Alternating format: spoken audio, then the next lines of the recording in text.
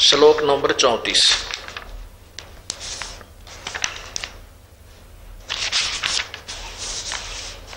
अध्याय नंबर 4 और श्लोक नंबर 34। अपने आत्माओं सोचने की बात है। गीता ज्ञान दाता अपना ज्ञान तो दे ही रहा है जो उसको पता है।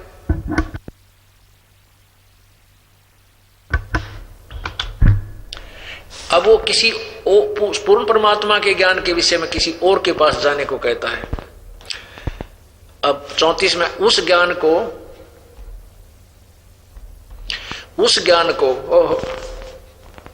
तू तत्वदर्शी ज्ञानियों के पास जाकर समझ, यानी कोई और ज्ञान है वो सूक्ष्म वेद वाला। उनको भली भांति दंडवत प्रणाम करने से, उनकी सेवा करने से और कपट छोड़कर सरलतापूर्वक प्रश्न करने से वे परमात्म तत्व को भली भांति जानने वाले ज्ञानी महात्मा तुझे उस तत्व ज्ञान का उपदेश करेंगे। यानी कोई तत्वदर्शी संत और हैं, उनके पास जाओ, वो उस परमात्म तत्व के बारे में बताएंगे, पूर्ण परमात्मा के विषय में जानकारी देंगे। अब उसके तत्वदर्शी संत की पहचान बताई है 15वें अध्याय के प्रथम श्लोक में। ये देखिएगा पढ़ के।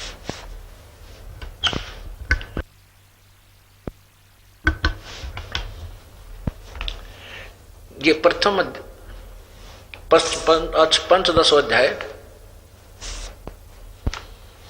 15वां अध्याय प्रथम मंत्र।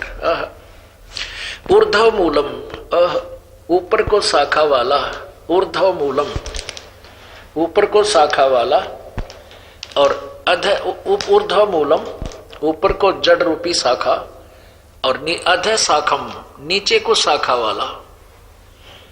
ये उल्टा लटका हुआ संसार रूपी वृक्ष है। ऊर्ध्व मूलम अध शाखम अश्वत्थम प्राहु अवम छंदासी यस्य प्रणानी ये तम वेद स वेदवित। स वेदवित। ऊर्ध्व मूलम ऊपर को जड़ वाला, नीचे को शाखा वाला, यह संसार रूपी अविनाशी एक वृक्ष कहा है। और छंदासी यस्य प्रणानी ये तम वेद स वेदवित। उसके छंदासी माने विभागों को और पत्तों सहित जो उसके छंद हैं, विभाग हैं, उनको जानता है। यह तम वेद, जो उनको जानता है। सह वेदवित, वह वेद के तात्पर्य को जानने वाला, अर्थात वो तत्वदर्शी शांत है। ये देखिएगा। आदि पुरुष परमेश्वर मूल वाले, आदि पुरुष यानी पूर्ण परमात्मा परम अक्षर ब्रह्म, तो ये जड़ है। और अधः शाखम, यह अनुवाद गलत किया इन्होंने। अधः शाखम माने नीचे को शाखा होना चाहिए, ब्रह्मा रूप मुख नहीं। अब देखो इन्होंने ही दूसरे श्लोक में अधः का अर्थ, ये दूसरे श्लोक में अधः का, ये तीसरा, ये दूसरा। अधः माने नीचे, अधः माने नीचे। अब यहां इसको अधः ले ले। अधः शाखम नीचे को शाखा वाला। ये संसार रूपी पीपल के वृक्ष को अविनाशी कहते हैं। वेद जिसके पत्ते के, छंदासी इन्होंने ऐसा किया। चलो जैसा भी। और उस वृक्ष को जो व्यक्ति, जो संत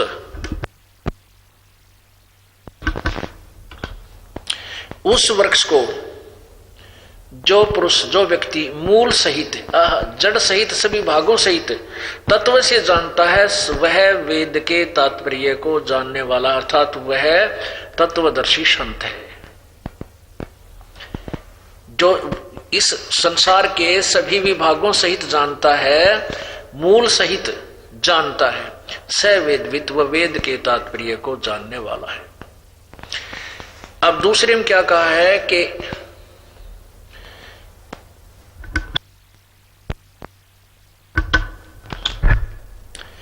अब श्लोक नंबर 2 में कहा है कि उस संसार वृक्ष की तीनों गुण, रजगुण ब्रह्मा, सतगुण विष्णु, तमगुण शिवजी रूपी शाखाएं जल के द्वारा बढ़ी हुई संसार रूपी पीपल के वृक्ष को आगे चले। विषय भोग प्रवाला, कोपल वाली, देव मनुष्य और तरक आदि योनि रूपी शाखाएं, ये तीनों शाखाएं हैं नीचे और ऊपर सर्वत्र फैली हुई मनुष्य लोक में। कर्मों के अनुसार बांधने वाली एमता, ममता, वासना जड़ें भी नीचे और ऊपर, जड़ें ऊपर नीचे व्यापक है। इसका अर्थ वास्तविक क्या है कि ये तीनों लोक में ऊपर स्वर्गलोक, नीचे पातालोक और पृथ्वीलोक, तीनों पर व्यापक है। अब तीसरे में देखो, इस संसार वृक्ष का स्वरूप जैसा कहा है वैसा यहाँ विचार काल में गीता ज्ञान दाता कहता है कि मैं इस गीता के ज्ञान में आपको कंप्लीट नहीं बता पाऊंगा,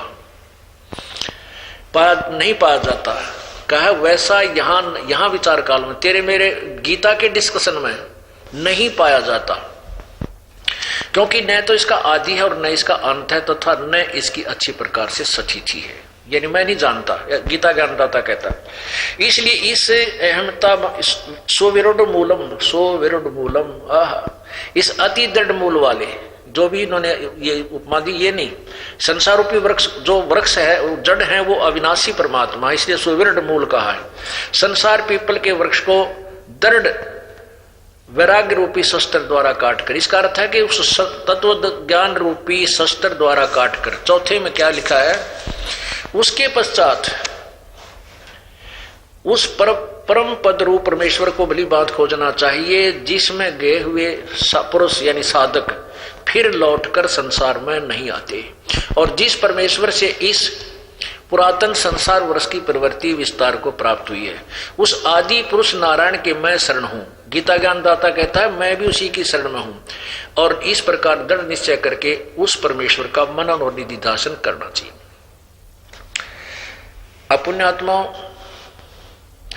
गीता ज्ञानदाता से कोई और परमात्मा है जिससे पूर्ण मोक्ष प्राप्त होता है, उसकी साधना से फिर जन्म मृत्यु नहीं होती, वहां जाने के बाद साधक फिर लौटकर संसार में नहीं आता। इसीलिए गीता जी अध्याय नंबर 18 के श्लोक नंबर 62 में कहा कि अर्जुन तू सर्वभाव से उस परमेश्वर की शरण में जा, जिसकी कृपा से तू परम शांति और शाश्वत स्थान यानी जो कभी नष्ट नहीं होता उसको प्राप्त होगा। अपने विषय में कहा कि अर्जुन तेरी और मेरे भी जन्म मृत्यु है, तेरी भी है, लेकिन उस परमेश्वर परम अक्षर ब्रह्म की साधना से पूर्ण मोक्ष प्राप्त होता है। अब तीन परमात्मा सिद्ध करते हैं।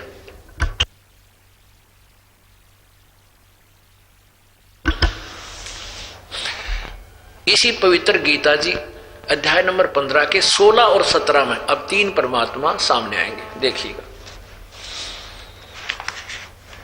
ये गीता जी अध्याय नंबर 15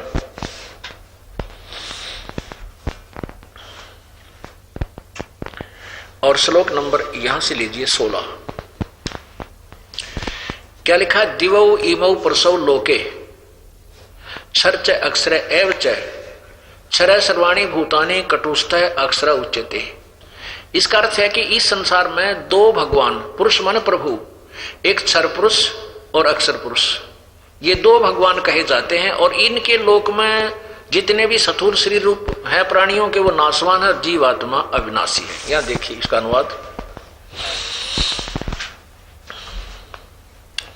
इस संसार में इनके द्वारा अनुवाद देखिएगा,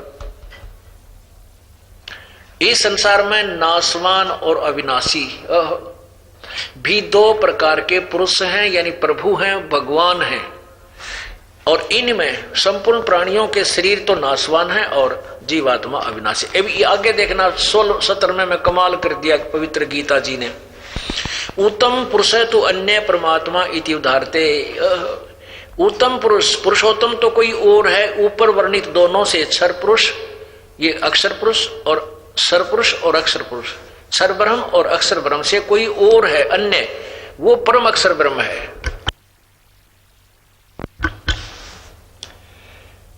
अब फिर देखिए कि इस संसार में नाशवान ये क्षर और अक्षर, क्षर पुरुष और अक्षर पुरुष, या ये अर्थ कीजिए, ये दो प्रकार के भगवान हैं, और इनके शरीर में ये भी दोनों नाशवान है, इनके लोक में जीव भी स्थूल शरीरधारी शरीर भी नाशवान है और जीवात्मा केवल अविनाशी है। आगे देखो, अब 17 में कहा कि उत्तम पुरुष तो अन्य परमात्मा इति उदाहरते। वास्तव में जो परमात्मा श्रेष्ठ भगवान तो कोई और है, श्रेष्ठ प्रभु, और जिस जो वास्तव में परमात्मा कहलाता है, और ये लोक त्रयम् अविश्य विभर्ति अवैश्वर, जो तीनों लोकों प्रवेश करके सबका धारण पोषण करता है, वो अविनाशी